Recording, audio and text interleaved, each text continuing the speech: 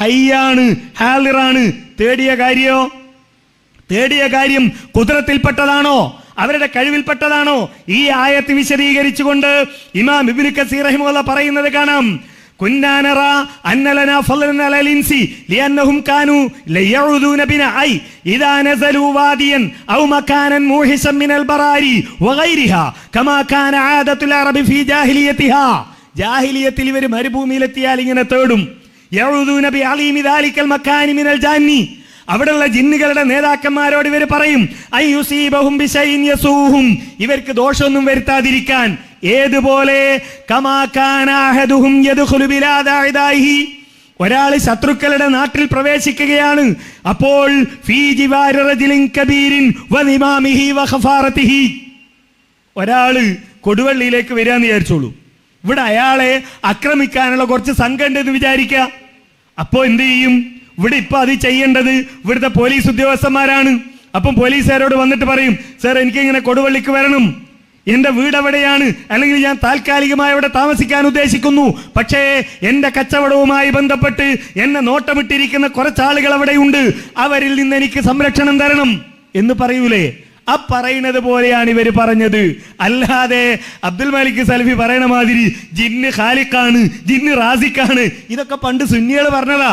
Moideen Sheikh ഖാലിഖാന്ന് വിശ്വസിച്ചാലേ ശിർക്കാവൂ. അതായത് മുപ്പര് പറഞ്ഞത് ദുർവ്യാഖ്യാനിക്കാം മുപ്പര്. അതായത് ഇപ്പം നമ്മൾ പിന്നെ ഏതെങ്കിലും സ്ഥലത്തേക്ക് ഇപ്പോൾ കൊടുവള്ളിയിലാണ് മുപ്പര് പ്രസംഗിക്കണത്. ആ കൊടുവള്ളി ചെന്നിട്ട് അപ്പോൾ നമ്മളിവിടെ ഒരാളോട് ആദ്യം പോലീസ് സ്റ്റേഷനിൽ പോയിട്ട് ആ പോലീസ് സ്റ്റേഷനിൽ പോയിട്ട് നമ്മൾ ആദ്യം എന്ത് ചെയ്യും, എനിക്ക് അഭയം തരണം എന്ന് പറയും.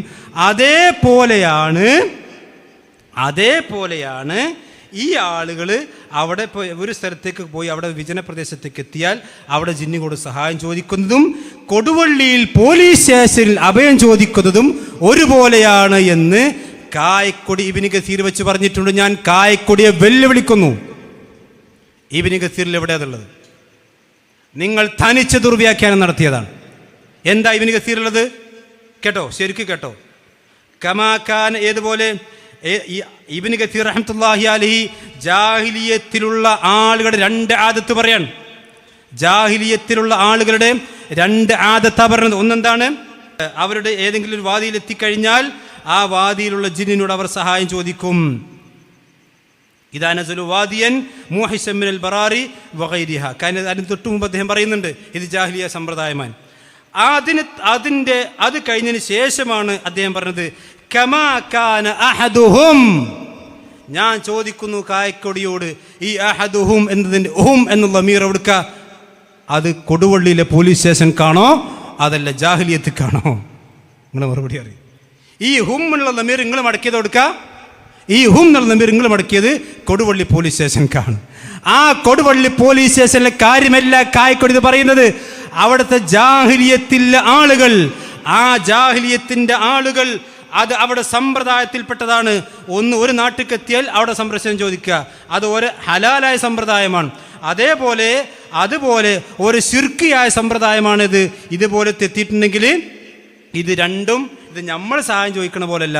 ഈ രണ്ട് കാര്യവും ജാഹിലിയത്തിൽ നടപ്പിലുണ്ടായിരുന്ന ജാഹിലിയ കാലഘട്ടത്തിൽ ആളുകൾ ചെയ്തിരുന്നതാണ്. ഏതുപോലെ? ജാഹിലിയത്തിൽ ആളുകൾ വെള്ളം കുടിച്ചിരുന്നു, കള്ളും കുടിച്ചിരുന്നു. അപ്പം നമ്മൾ പറയും ഒരു വെള്ളം കുടിക്കുന്നത് പോലെ കള്ളു കുടിച്ചിരുന്നു. അപ്പോൾ കായക്കൂടെ എന്താ പറയാ? കള്ളു കുടിക്കലും വെള്ളം കുടിക്കലും ഒരുപോലെയാ. അതപ്പോ പ്രശ്നം. ഈ ആളുകൾ അവർ ആ ഏതെങ്കിലും ഒരു സ്ഥലത്തേക്ക് എത്തിക്കഴിഞ്ഞാൽ അവിടെയുള്ള പ്രമുഖന്റെ രീതി, ആ പ്രമുഖന്റെ ജിവാറിലാണ് ആ രാജ്യത്തേക്ക് പ്രവേശിക്കുക. അത് അവിടെ ഒരു ആദത്താണ്, അത് ശിർക്കല്ലാത്ത ആദത്താണ്. അതേപോലെ ഒരു ശിർക്കിയ ആദത്താണ് ഈ മക്കാനായ മൂഹിസയിലേക്ക് എത്തിക്കഴിഞ്ഞാൽ അവർ ജിന്നിനോട് സഹായം ചോദിക്കും. അതല്ലാതെ ഈ പറയപ്പെട്ടത് പോലെയാണ് ജിന്നിനോട് സഹായം ചോദിക്കുന്നത്. അവിടെ ഹയ്യും ഹാദിറും ഖാദിറുമായ ഇൻസിനോട് സഹായം ചോദിക്കുമ്പോൾ തന്നെയാണ് ഇവിടെ ഹയ്യും ഹാദിറും ഖാദിറുമായ ജിന്നിനോട് സഹായം ചോദിക്കുന്നത് എന്ന് പറയാൻ വേണ്ടി നിങ്ങൾ ഈ ഇബ്നു കസീർ ദുർവ്യാഖ്യാനിച്ചിരിക്കുന്നു.